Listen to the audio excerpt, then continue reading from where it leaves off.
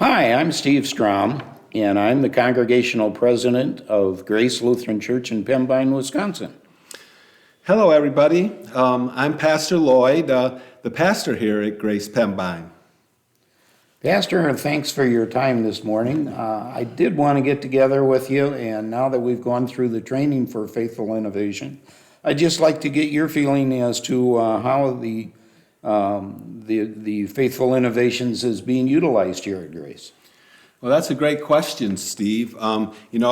Before I get into that too far, I'd just like to say when I was first approached by Pastor Jim from the Synod office, I had somewhat of a typical reaction, that we have a lot going on right now, and yeah, it looks like an interesting program, but where would it fit? Who would we get to be involved in it? Is it the right time for us to do this?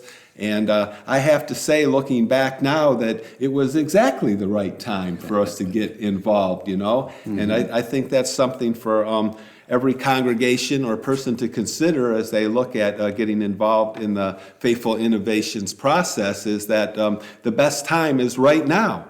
No matter what you're going through, because it's really helped us, I think, kind of center and focus ourselves here in our congregation. Even as we met as a council to set our goals for this year, it just seems like the work that we've begun with the Faithful Innovations team is kind of feeding into pretty much everything else that we're doing around the church right now.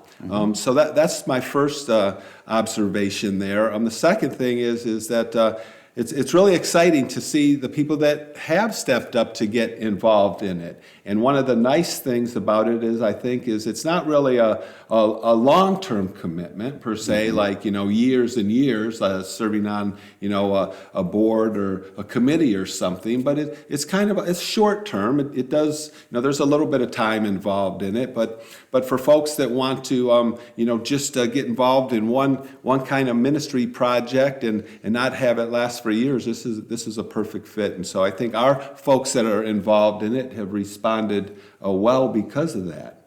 And I'm really excited about the way that, like you had mentioned, the new energy that we have as we work together. I noticed as we met up at the camp, Fortune Lake there, for our training with the other congregations, it was great to see our folks interacting with the folks from the other congregations, and I really appreciated that because I got reacquainted with some folks that I haven't seen in a long time, and was able to meet some other folks from other churches, but we were able to hear also the kinds of things that they're going through. And I think that we found out that we have a lot of similarities. There's a lot of the same challenges that we have out there. And now that we're in our post-COVID kind of era, trying to figure out who we are as church, after the years that we were kind of putting everything on hold and, everybody was kind of downsizing and staying away. This has been a really great tool and experience to help us, set some focus and some goals for how God's working and where we're going as a church in the days ahead. And I can see by, like you had mentioned, the number of responses that we've gotten from our experiment, that we have enough material now, right, things to work on, probably more than we imagined because of the input that we've got from the members in our congregation.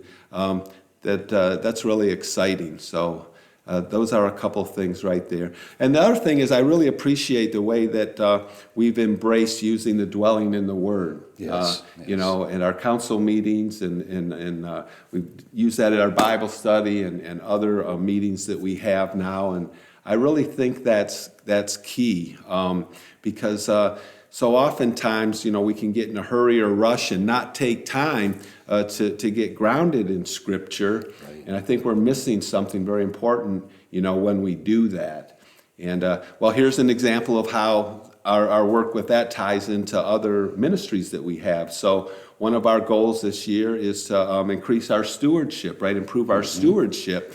And so we're talking about the difference between growing or developing disciples versus growing members, right? Right, And the dwelling in the Word fits right into the discipleship piece. It's amazing. So there's a lot of carryover, and I think a lot of value from that. But We're only just getting started. and we're only just getting started. Yeah, that's exciting. Yeah, so and there's already like you had mentioned, a reunion, right? Yes. Set up, and folks are Yeah, responding a couple of weeks to that. down the road, the various, I think we had 4 or 5 congregations involved in our training sessions, and everyone's looking forward to getting together and finding out how it's worked. And so that says something there, right? Yes. It seems like we don't want it to end. Exactly, Right? Yeah. exactly. So.